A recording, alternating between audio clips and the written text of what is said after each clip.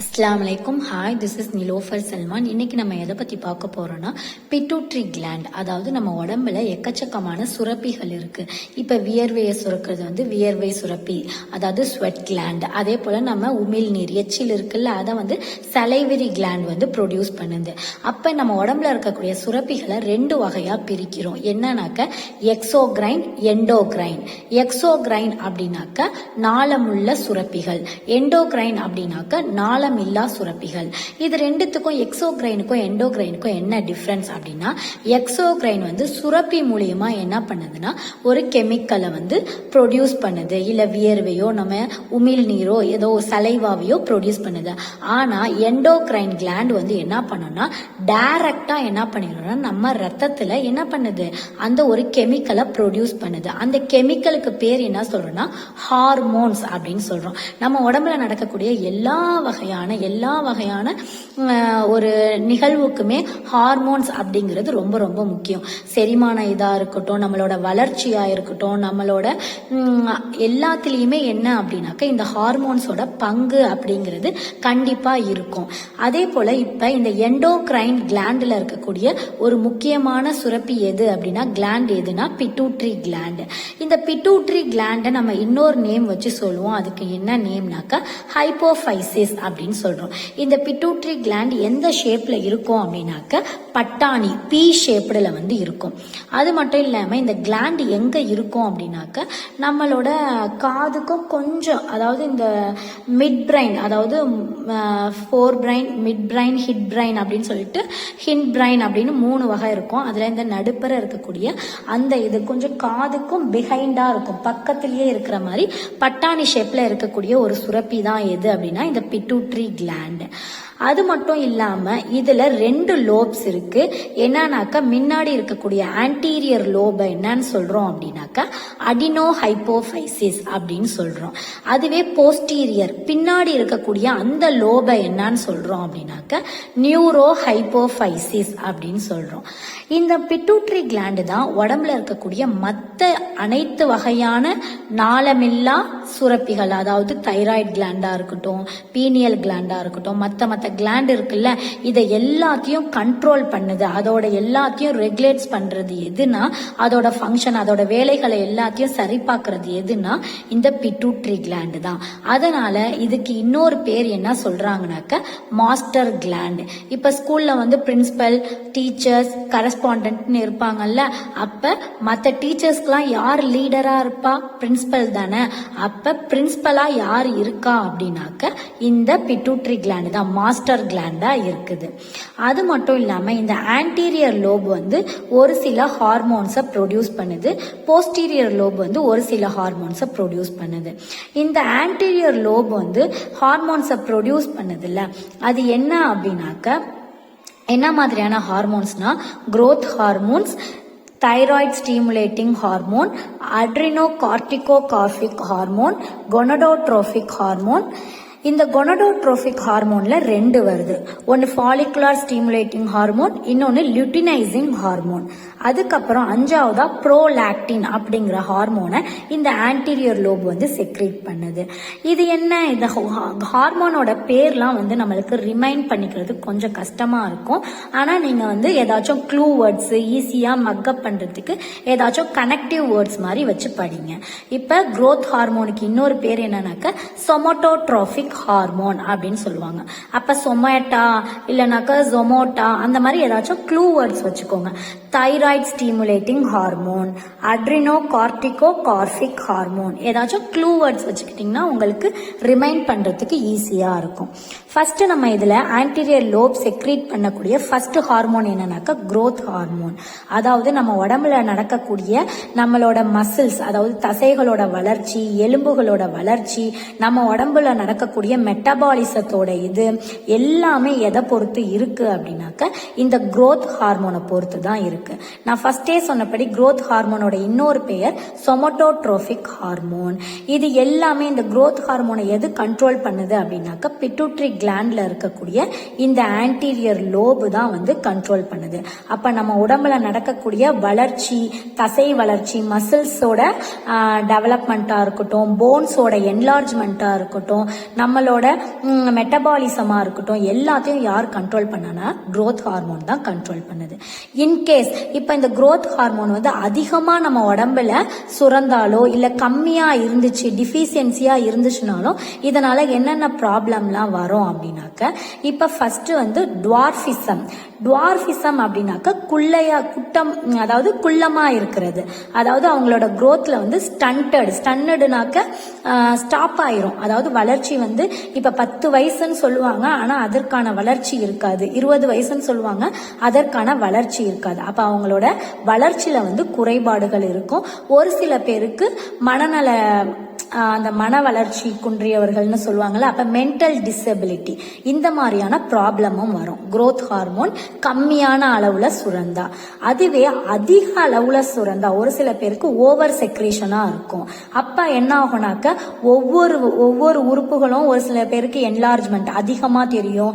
இல்லைன்னா அவங்களோட வளர்ச்சிங்கிறது ஹியூமனோட average height 6ன்னு சொல்லுவோம், ஒரு சில பேர் 6 தாண்டி இருப்பாங்கல்ல. அப்ப அதெல்லாம் வந்து என்ன அப்படின்னாக்க over secretion of growth hormone. இதை வந்து என்னன்னு சொல்றோம்னா ஜெஜான்டிசம் அப்படின்னு சொல்றோம். ஜெஜான்டா ஏன்டா இப்படி இருக்க, ஜெஜான்டா ஹைட் அண்ட் வெயிட்டா இப்படி இருக்கு அப்படின்னு சொல்லிட்டு கேட்போம்ல. அப்ப ஜெஜான்டிசம் அப்படின்னாக்க ஓவர் செக்ரேஷன், growth ஹார்மோன் வந்து அதிக அளவுல சுரந்தாக்க இந்த ப்ராப்ளம் வரும். இன்னொன்னு அக்ரோமெகலி அப்படின்னா என்னன்னாக்க ஒரு சில பேருக்கு மூஞ்சி மட்டும் ரொம்ப ஃபேஸ் மட்டும் ரொம்ப பெருசா இருக்கும், தலை மட்டும் ரொம்ப பெருசா இருக்கும், கை பெருசா இருக்கும். இப்ப இதெல்லாம் எதனால அப்படின்னாக்க இதுவும் growth ஹார்மோனோட ஓவர் செக்ரேஷன்னால உடம்புல இருக்கக்கூடிய ஒரு சில உறுப்புகள் என்னவா இருக்குது, ஓவர் என்லார்ஜ்மெண்டா இருக்கு. அதுக்கு பேர் என்னன்னாக்க அக்ரோமெகலி அப்படின்னு சொல்லிட்டு சொல்றோம். செகண்ட் ஹார்மோன் என்னன்னாக்க தைராய்டு ஸ்டிமுலேட்டிங் ஹார்மோன். இது எதை கண்ட்ரோல் பண்ணுதுனாக்க தைராய்டு கிளாண்டு, நம்ம கழுத்துல இருக்குல்ல நெக்ல தைராய்டு பட்டர்ஃப்ளை கிளாண்டு, பட்டர்ஃப்ளை ஷேப்ல இருக்கிறதுனால அதுக்கு பேர் என்னது பட்டர்ஃப்ளை கிளாண்ட். அப்ப இந்த தைராய்டு கிளாண்டோட அதோட growth-ஐயும் அது செக்ரீட் பண்ணக்கூடிய தைராய்டு ஹார்மோனையும் யார் கண்ட்ரோல் பண்றானா இந்த தைராய்டு ஸ்டிமுலேட்டிங் ஹார்மோன். இதுதான் வந்து இந்த தைராய்டு கிளாண்டை வந்து என்ன பண்ணுது, கண்ட்ரோல் பண்ணி இந்த கிளாண்டை வந்து தூண்டி விடுது. எதை செக்ரீட் பண்றதுக்கு, தைராக்சின் இந்த மாதிரி தைராய்டு ஹார்மோனை செக்ரீட் பண்றதுக்கு. தேர்ட் ஹார்மோன் என்ன அப்படின்னாக்க ACTH, அதாவது அட்ரினோ கார்டிகோகார்பிக் ஹார்மோன். இப்ப கிட்னிக்கு மேலதான் என்ன கிளாண்ட் இருக்கு, அட்ரினல் கிளாண்ட் இருக்கு. அதோட வெளிப்புறத்தை என்னன்னு சொல்றோம் அப்படின்னாக்க கார்டெக்ஸ் பகுதி அப்படின்னு சொல்றோம். உள்ளார இருக்கக்கூடியத மெடுலா அப்படின்னு சொல்றோம். அப்ப அந்த அட்ரினல் கார்டெக்ஸ்ல இருந்து உற்பத்தி ஆகக்கூடிய ஹார்மோன் தான் என்ன, ப்ரொடியூஸ் ஆகக்கூடிய ஹார்மோன் என்ன அப்படின்னாக்க இந்த அட்ரினோ கார்டிகோகார்பிக் ஹார்மோன். அப்ப இது எதை, இந்த அட்ரினல் கிளாண்டை வந்து ஸ்டிமுலேட் பண்ணுது, என்ன பண்ணுது, தூண்டி விடுது. நீ வந்து இந்த அட்ரினோ கார்டிகோகார்பிக் ஹார்மோனை நீ வந்து ப்ரொடியூஸ் பண்ணு, சிந்தசைஸ் பண்ணுன்னு சொல்லி இதுதான் வந்து தூண்டி விடுது. தென் கொனடோட்ரோபிக் ஹார்மோன். கோனாட்ஸ் அப்படின்னா என்ன, நம்மளோட டெஸ்டஸ், அதுக்கப்புறம் என்னன்னாக்கா ஓவரி. இதை தான் வந்து என்னன்னு சொல்லுவாங்க, மேலுக்கு இருக்கக்கூடிய டெஸ்டஸையும் ஃபீமேலுக்கு இருக்கக்கூடிய ஓவரியை தான் கோனாட்ஸ் அப்படின்னு சொல்லிட்டு சொல்லுவாங்க. இந்த கொனடோட்ரோபிக் ஹார்மோன் வந்து எதுக்கு ஹெல்ப்ஃபுல்லா இருக்கும் அப்படின்னாக்க இந்த கோனாட்ஸ், அதாவது டெஸ்டஸும் ஓவரியும் ஒரு நார்மலா சராசரியா வளரக்கூடியதுக்கு இந்த கொனடோட்ரோபிக் ஹார்மோன் தான் ஹெல்ப் பண்ணுது. இதுல 2 ஹார்மோன் இருக்கு. ஒன்னு வந்து ஃபாலிகுலர் ஸ்டிமுலேட்டிங் ஹார்மோன் அப்படின்னு சொல்றாங்க, இன்னொன்னு வந்து லியூட்டினைசிங் ஹார்மோன். இந்த ஃபாலிகுலர் ஸ்டிமுலேட்டிங் ஹார்மோன் இந்த நேம்லயே வருது பாருங்க, ஃபாலிகுலர் ஸ்டிமுலேட்டிங் ஹார்மோன். அப்ப ஃபாலிகுல்ஸ்னா என்னது, ஃபீமேலுக்கு வந்து கரு முட்டை, மேல்ஸ்க்கு வந்து ஸ்பெர்ம். அப்ப என்னது, இதுதான் வந்து ஃபாலிகுல்ஸ். அப்ப ஸ்டிமுலேட்டிங்னா என்னது, தூண்டுறது. அப்ப மேலுக்கு அந்த டெஸ்டஸை போய் தூண்டுறது, எதை ப்ரொடியூஸ் பண்றதுக்கு, ஸ்பெர்மை ப்ரொடியூஸ், விந்தணுக்களை ப்ரொடியூஸ் பண்ணு, நீ வந்து உற்பத்தி பண்ணு அப்படின்னு சொல்லிட்டு இந்த ஃபாலிகுலர் ஸ்டிமுலேட்டிங் ஹார்மோன் தான் தூண்டுது. அதுவே பெண்ணா இருந்தா அவங்களுக்கு வந்து அந்த சினை பைய போய் நீ வந்து என்ன பண்ணு, கருமுட்டைய என்ன பண்ணுனா டெவலப் பண்ணு அப்படின்னு சொல்லிட்டு ஃபாலிகுல்ஸை டெவலப் பண்ணு அப்படின்னு சொல்லிட்டு இந்த ஃபாலிகுலர் ஸ்டிமுலேட்டிங் ஹார்மோன் வந்து தூண்டுது அப்படின்னு சொல்றாங்க. தென் செகண்ட்ல இருக்கக்கூடிய லுட்டினைசிங் ஹார்மோன். இந்த லுட்டினைசிங் ஹார்மோன் எதுல ப்ளே பண்ணுதுன்னா, இது வந்து மேல் ஆண்ல இருக்கக்கூடிய செக்ஸ் ஹார்மோன் டெஸ்டோஸ்டிரானையும் அதாவது பெண்ணில் இருக்கக்கூடிய செக்ஸ் ஹார்மோன் ஈஸ்ட்ரோஜன், ப்ரொஜெஸ்ட்ரான். இதை நல்லா ஞாபகம் வச்சுக்கோங்க. மேலோட ஹார்மோன் அப்படின்னாக்க டெஸ்டோஸ்டிரான் வந்து வரும். அதுவே ஃபீமேல் ஹார்மோன்ஸ் அப்படின்னாக்க ஈஸ்ட்ரோஜன் அண்ட் ப்ரொஜெஸ்ட்ரான் இது ரெண்டும் வரும். அப்ப இந்த ரெண்டு செக்ஸ் ஹார்மோன்ஸையும் மேல்ட்டையும் ஃபீமேல்ட்டையும் தூண்டுறது யாரு, ப்ரொடியூஸ் பண்றது யாருன்னா இந்த லுட்டினைசிங் ஹார்மோன் தான். அடுத்த ஹார்மோன் என்ன அப்படின்னாக்கா ப்ரோலாக்டின். இது லாக்டின், லாக்டோஸ், லாக்டோஜெனிக் இந்த மாதிரி வேர்ட்ஸ்லாம் நீங்க படிச்சிருப்பீங்க. அப்ப ப்ரோலாக்டின். அப்ப இந்த ஹார்மோனுக்கு இன்னொரு பேர் என்ன அப்படின்னாக்க லாக்டோஜெனிக் ஹார்மோன். பொதுவாகவே லாக்டோஜன் அப்படின்னா என்ன சொல்லுவோம், நம்ம பால் பவுடர் லாக்டோஜன். அப்ப லாக்டோனா மில்க். அப்ப ஆஃப்டர் சைல்டு பர்த், ஒரு குழந்தை பிறந்த பிறகு அந்த மில்க் ப்ரொடக்ஷன், அந்த அம்மாக்கு அந்த தாய்ப்பால் உற்பத்தி ஆகிறது அவங்க உடம்புல என்ன ஹார்மோன் செக்ரீட் ஆகும்னா ப்ரோலாக்டின் ஹார்மோன். அப்ப இதை யாரு இது பண்றானா பிட்யூட்டரி கிளாண்ட் தான் கண்ட்ரோல் பண்ணுது. இப்ப நம்ம பார்த்த growth ஹார்மோனா இருக்கட்டும், தைராய்டு ஸ்டிமுலேட்டிங் ஹார்மோனா இருக்கட்டும், அதுக்கப்புறம் ACTH ஹார்மோனா இருக்கட்டும், கொனடோட்ரோபிக் ஹார்மோன், அதுக்கப்புறம் ஃபைனலா பார்த்த ப்ரோலாக்டின், இதை எல்லாத்தையும் பிட்யூட்டரி கிளாண்ட்ல இருக்கக்கூடிய ஆன்டீரியர் லோபு தான் ப்ரொடியூஸ் பண்ணுது. அதுவே இப்ப போஸ்டீரியர் லோப், அதோட நேம் என்ன சொன்னோம், நியூரோ ஹைப்போஃபைசிஸ் அப்படின்னு சொன்னோம். இது ப்ரொடியூஸ் பண்றது, இது வந்து உற்பத்தி பண்றது ரெண்டு ஹார்மோன் தான். அது என்ன அப்படின்னாக்க ஆக்சிடோசின் அப்படிங்கிற ஹார்மோனும், இன்னொன்னு வந்து என்னன்னாக்க ஆன்டி டையூரிட்டிக் ஹார்மோன்.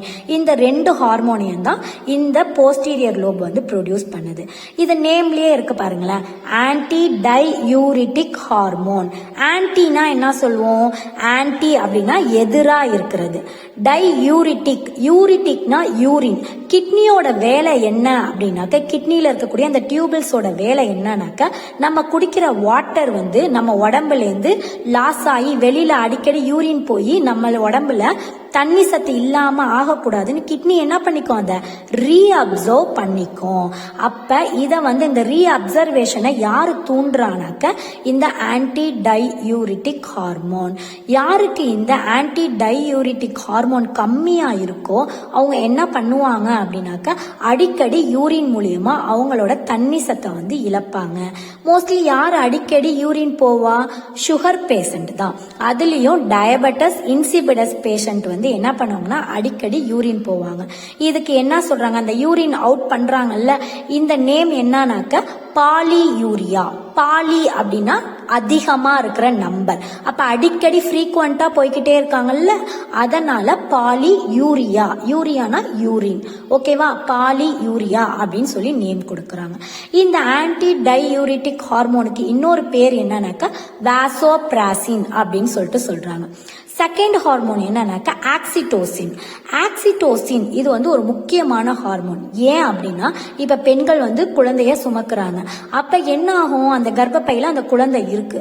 அப்ப அந்த நம்ம டெலிவரி அப்ப அந்த கர்ப்பப்பை என்ன ஆகும்னாக்கா சுருங்கி விரியும், ஒரு கான்ட்ராக்ஷன் ஏற்படும். அப்ப அந்த சுருங்கி விரிறப்ப அந்த இதை வந்து அந்த சுருங்கி விரிறப்ப அந்த ப்ரெஷர் வருது இல்ல, அந்த சுருங்கி விரிறதுக்கு அந்த கர்ப்பப்பை ஒரு பலூன் மாதிரி. அப்ப சுருங்கி விரியும் போது அந்த மசில்ஸ், அங்க இருக்கக்கூடிய தசைகளை ரிலாக்ஸ் பண்றதும் அந்த ப்ரெஷர் எடுத்து அந்த பேபியா அவுட் பண்றதுக்கு காரணமா இருக்கக்கூடிய ஹார்மோன் எது அப்படின்னாக்கா ஆக்சிடோசின் அப்படிங்கிற ஹார்மோன். ஐ ஹோப் எல்லாருக்கும் இது புரிஞ்சிருக்கும்னு நினைக்கிறேன். What is pituitary gland, pituitary கிளாண்ட்ல என்ன லோப்ஸ் இருக்கு, அது என்னென்ன மாதிரியான ஹார்மோன்ஸை செக்ரேட் பண்ணுது, அந்த ஹார்மோன்ஸ்லாம் என்னென்ன மாதிரியான ஃபங்க்ஷன்ஸ் பண்ணுது அப்படின்னு சொல்லிட்டு. தென் அடிஷ்னலா வந்து பீனியல் கிளாண்ட், பிட்யூட்டரி கிளாண்டுக்கு பக்கத்திலேயே இருக்கிறது தான் பீனியல் கிளாண்ட். இது ஒரே ஒரு ஹார்மோனை தான் செக்ரேட் பண்ணுது, அதுக்கு பேர் மெலட்டோனின் அப்படின்னு சொல்றாங்க. இந்த மெலட்டோனின் அப்படிங்கிற ஹார்மோன் தான் நம்மளோட சர்க்காடியம் ரிதம், அதாவது நம்ம இந்த டைம்ல தூங்கிடணும், இந்த டைம்ல வேக்கப் ஆகணும், நம்ம உடம்புக்குள்ளார நடக்கக்கூடிய அந்த ரிதம், அந்த சர்க்கிள் இருக்குல்ல, அதுக்கு முக்கியமா இருக்கிறது இந்த மெலட்டோனிங்கிற ஹார்மோன் தான். இப்ப நம்ம நைட் டைம்ல லைட்டுக்கு எக்ஸ்போஷரா இருக்கும். இப்ப போன்ல மொபைல் லைட் பாக்குறோம்ல, இல்ல லைட்டை போட்டுட்டு தூங்குறோம் அப்படின்னாக்க நம்மளுக்கு தூக்கம் வராது. ஏன்னாக்க டார்க்னஸ்ல அதாவது இருட்டுல மட்டும்தான் இந்த மெலட்டோனின் இது வந்து ஒரு நைட்டு மெசேஞ்சரா இருக்கு. எதுக்குன்னா நம்ம மூளைக்கும் நம்ம உடம்புக்கும். எந்த ஹார்மோன்? மெலட்டோனின் அப்படிங்கிற ஹார்மோன். அப்ப நம்ம மூளை இந்த டைம் ஆயிடுச்சு, நம்ம இப்ப இருட்டாயிருச்சு, அப்ப நம்மளோட மெலட்டோனின் ஹார்மோன் என்ன சொல்லும் பிரெயினுக்கு? இப்ப நீ ரெஸ்ட் எடுக்கிற நேரம், தூங்குற நேரம். ஆனா நம்ம என்ன பண்றோம்? போன் பார்த்துட்டு இருக்கோம். லைட்டை பாக்குறதுனால நம்மளுக்கு அந்த மெலட்டோனின் ஹார்மோன் வந்து கம்மியா சுரக்கும். அதனால நம்மளுக்கு ஸ்லீப்பிங் டிசார்டர்ஸ் வரும், தூக்கம் வராது. அதனால நம்ம உடம்புல மெட்டபாலிசம்லாம் ஒழுங்கா நடக்காது, ஸ்ட்ரெஸ் லெவல்லாம் அதிகமா ஆகும். இது புரிஞ்சிருக்கும்னு நினைக்கிறேன். நிறைய பேர் சப்ஸ்கிரைப் பண்ணாம பாக்குறீங்க. நீங்க சப்ஸ்கிரைப் பண்ணாதான் எனக்கும் பூஸ்டப்பா இருக்கும். உங்க ஃப்ரெண்ட்ஸ் அண்ட் ஃபேமிலி சர்க்கிள் கூட ஷேர் பண்ணுங்க. என்னோட டீச்சிங் பிடிச்சிருந்துச்சுனாக்கா. Love learning.